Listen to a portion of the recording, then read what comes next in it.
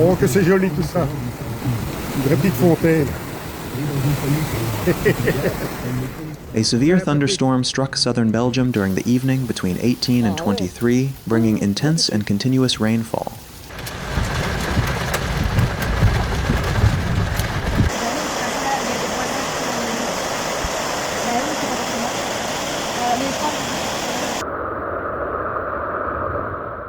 At the same time, runoff from the Dyle River catchment area began to overflow, spreading rapidly into residential zones and main roads. In Court-Saint-Étienne, conditions quickly shifted from heavy rain to widespread flooding affecting multiple streets.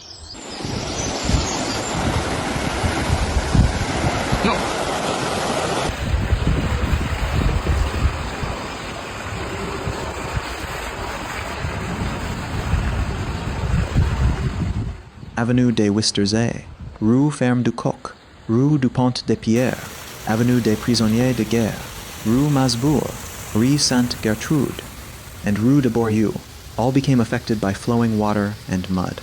The floodwaters carried soil and debris from surrounding areas, forming mudflows that cut through residential streets. Access routes toward the town center and the N25 via Rue de Bourrieux were significantly disrupted.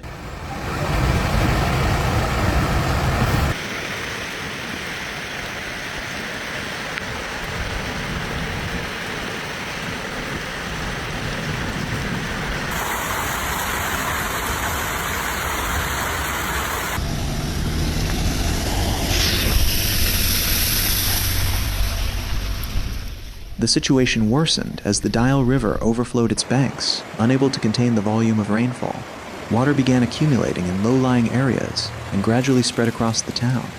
Flooding expanded further, impacting local transport networks and interconnecting roads.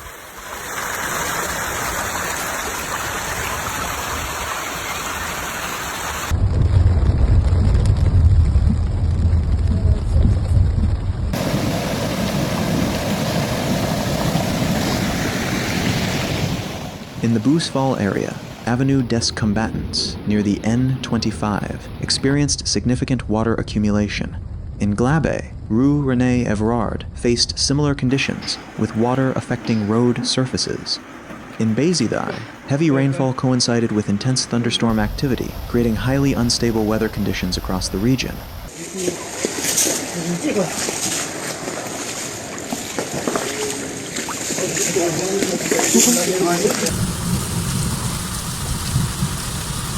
Oh là là. On dirait la rue. Tu l'envoies à Mamie, s'il te plaît. Et à Maman.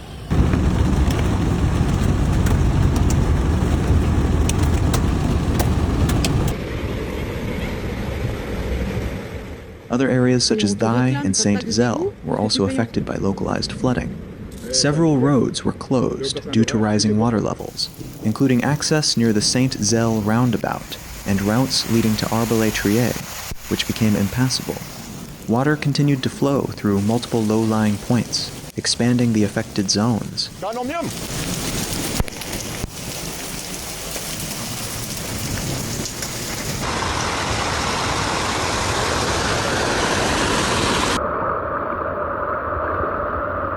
sait rien faire contre ça. Mon talon est...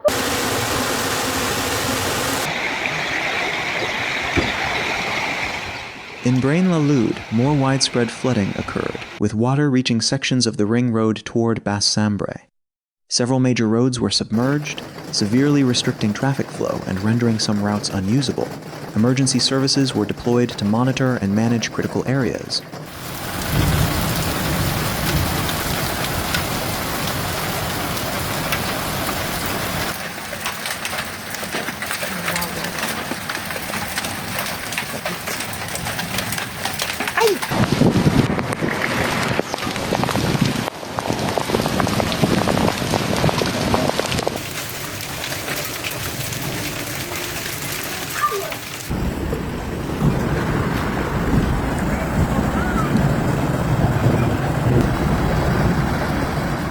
Extreme weather conditions were also reported in Liwa-Witterzee, where hail accompanied the thunderstorms.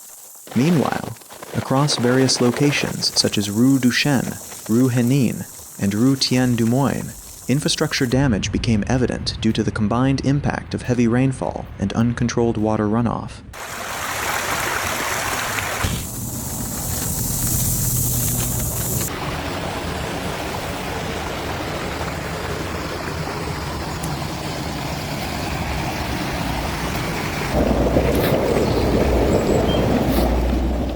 In Wangeniees, floodwater entered residential areas, causing damage to homes and basements.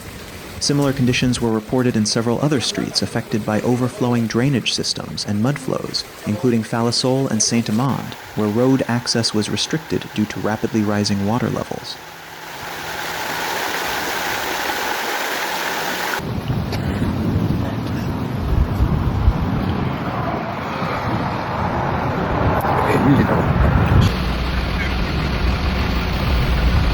Comme vous pouvez le voir en vidéo, le pont de la S3 de Gilly, voilà, impraticable, tout est bloqué, inondation totale.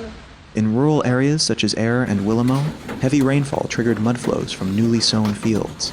The unstable soil contributed to surface runoff, although residential areas were not entirely submerged.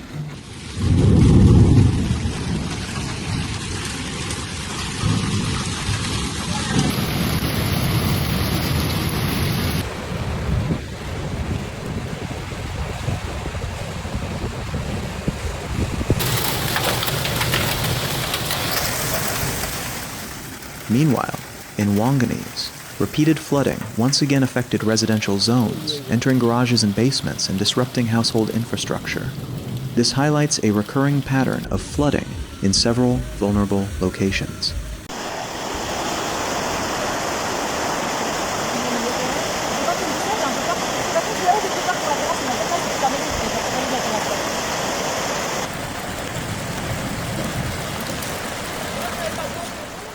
These events illustrate how a single extreme weather system can simultaneously impact multiple regions, turning streets into temporary waterways and testing the capacity of drainage infrastructure across small towns in southern Belgium.